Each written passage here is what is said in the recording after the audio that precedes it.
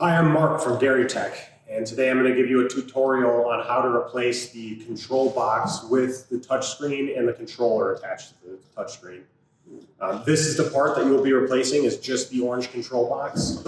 This is the new part that should come as the replacement, which will come with your control box, the decal already installed with the touchscreen and controller board inside of the control box, a new LED and a new speaker piezo. And it will not come with the power button, so we'll be reusing this. And the existing control box has a back panel attached to it, which you will not be replacing. And I'll go ahead and show you how to do that. The tools that you're going to need for this job will be a 2.5 millimeter Allen key and possibly an adjustable wrench, although we may not even need this. So I'll go ahead and show you how to do that.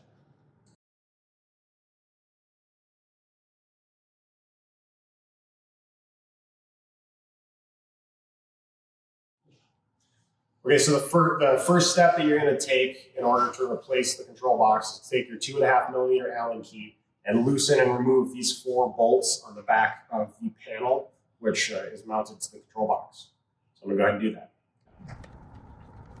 And take note also that when you remove these, they do have a little rubber O-ring around the bolt that are used to seal the box against moisture, so it's important that you don't lose those.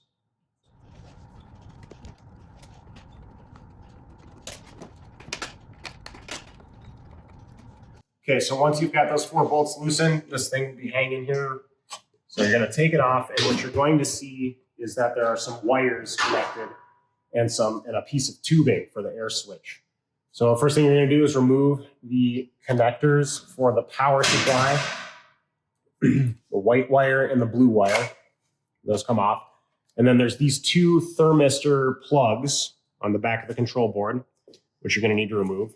And one of these plugs may be marked with a piece of electrical tape because it's important that these get replaced in the right order. So if these are not marked as you have the current installed version of the control board, go ahead and take a piece of electrical tape or a paint marker and mark one of these wires so that you know where to put it back. Otherwise, your machine won't function properly if you swap these 2 wires. So I'm going to go ahead and unplug those.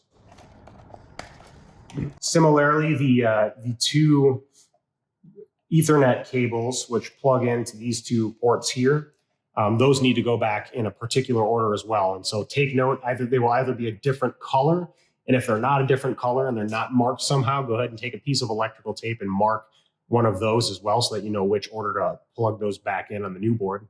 So I'm going to go ahead and do that. Blue is on the bridge link as it's marked on the board in this case, and then orange is on the power link as it's marked on the board, which is right next to the connector. Okay, and then we're not going to reuse the LED, so we'll just leave that plugged in. Same thing with the piezo. We are going to unplug this tube though for the air switch. And so what this is just a plunger for the air switch that sends a pulse of air down to a switch inside the electrical box. And so you're just going to take and unplug this tube, and take care when you unplug this. If it's tight, don't bend it excessively because you might snap off a piece of the plunger in there. Okay, so now that we have the control box free, what we're going to do is take and unscrew this nut, this plastic nut on the back of the plunger. And this is the point at which, if this is especially tight, you may need an adjustable wrench to just get on there and get it loose. Once you get it loose, you can go ahead and just unscrew that plastic nut. Okay, take that out, and then the plunger then just slips out the side of the control box housing. And it also has this little rubber gasket or silicone gasket, which you want to keep with the plunger. Okay, so that's now removed, and the next step is we're going to go ahead and install the new control box.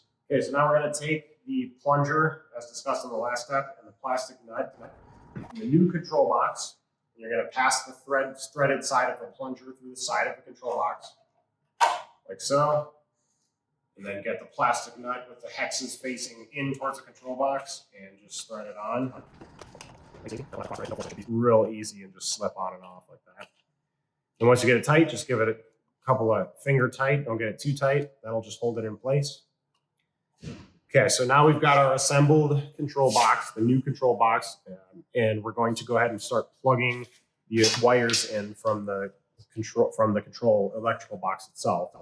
Okay, so as you'll recall, you have your blue plus 24 volt wire and your white common or ground wire. And if you notice on the actual control box, or I'm sorry, on the control PCB, you have plus 24 volts and then COM. So white is your common or ground, and then plus 24 volts would be your blue positive wire. So I'm going to go ahead and plug those in one at a time. That. So, okay, so those are plugged in. Next step is I'm going to take the thermistor wires and plug those into the two connectors here and here next to the power wires.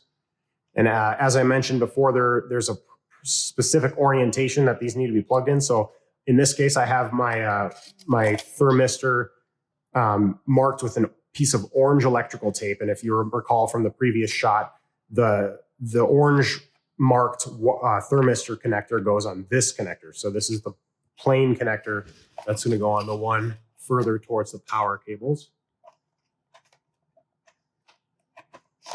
Okay, and then the orange marked one again goes in that connector. And then similarly with the Ethernet cables, you also have a specific orientation these need to go in. So the one, whatever one you marked, for me it was the blue one, goes here in the bridge link port. So plug that in. Make sure when you plug it in, it clips in like you heard just now. It's important because if that gets left loose and it doesn't clip all the way in, then you'll get an error that it can't communicate to that particular board and your controller won't work properly. The orange cable for me goes into the power link. That is all the way in.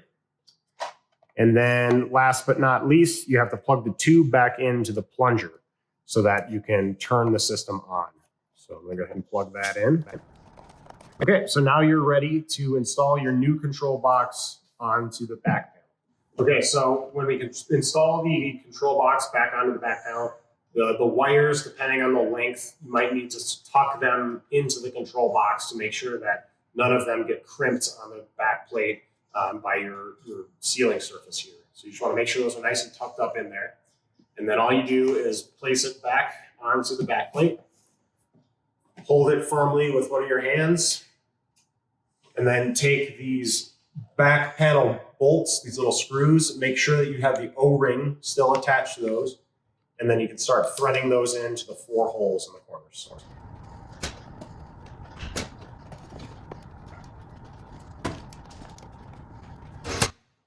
2.5 millimeter Allen key to reinstall these back panel bolts. And you can use this also to start the threads if you're having trouble.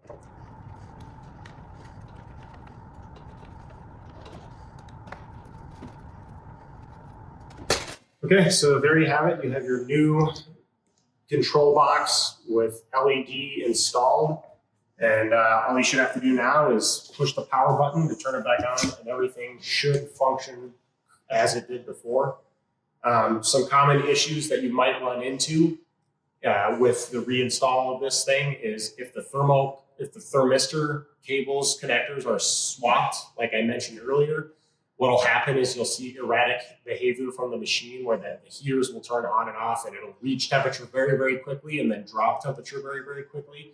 And the reason for that is because one of those cables, one of those thermistor sensors, is actually in the tank wall itself, and so it changes temperature much more rapidly than the actual process fluid inside of the tank that you're actually pasteurizing.